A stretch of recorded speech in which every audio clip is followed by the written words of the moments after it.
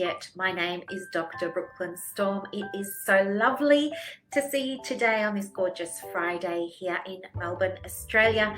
So I wanted to talk with you about 4 things to consider when it comes to hiring a supervisor to support you in your private practice, especially as a soul-led counsellor. Okay, so the first thing to look out for, and this is just my opinion, and I'm sure other people will have different priorities and different values, but I think these are the 4 key areas.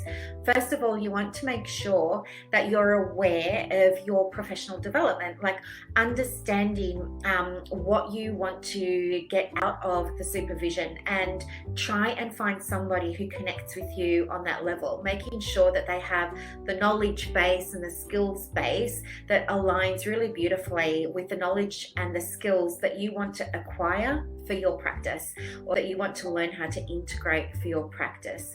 So there needs to be that alignment there. The second one is to think about your goals for your supervision. So are you looking to have supervision for things like the direct client work, for that kind of case formulation, for all those sorts of processes? Or are you looking for more of a mentoring relationship with a supervisor that can support you in, starting your private practice and getting that off the ground and making sure everything is there, So that is really, really helpful as well. The next thing to think about is your preferred relational style. So, therapeutic alliance is so important with, saying some things here, get tough and someone to challenge you. Yeah, absolutely. I mean, when it comes to that relational style, we want to make sure that there's that therapeutic alliance there and that we get along with people. And yes, as Luke is suggesting, sometimes it can absolutely be helpful to have somebody to challenge you and somebody that can see your blind spots and help you shift your perspective and see old problems in new ways. So making sure that there's that click, because if that rapport isn't there and that relationship isn't there, it's going to be very difficult for you to experience the growth that you're seeking in terms of ongoing professional development. And then last of all, and this comes up a lot, doesn't it? That financial consideration. And I think a lot of us lead by thinking, what's the financial investment going to be?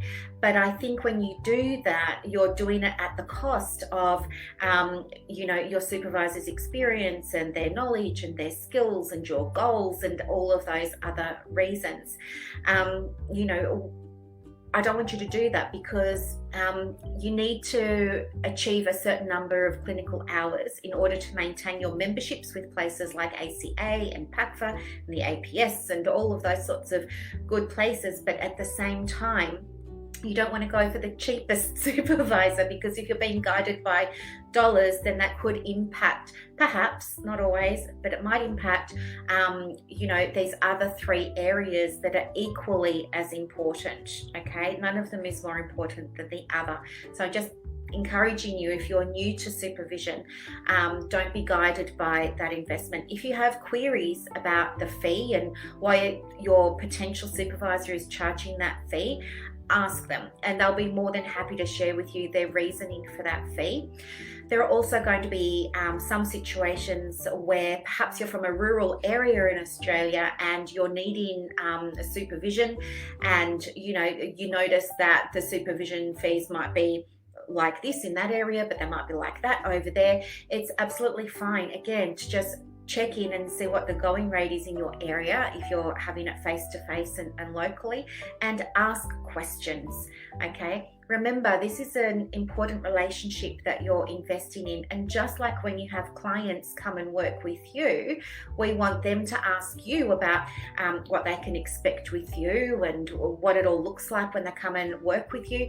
You have that same, responsibility to yourself to make sure you're asking those questions of your supervisor before you lock yourself into any commitment. And lastly, I would also have a think about, some organizations only want you to, or only recommend, minimum of 10 hours of supervision.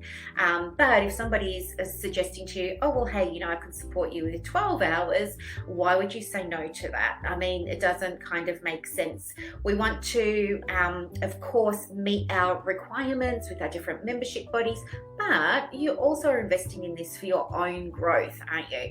And so we want to make sure that for your own growth, you're getting all of the support and all of the guidance that you need.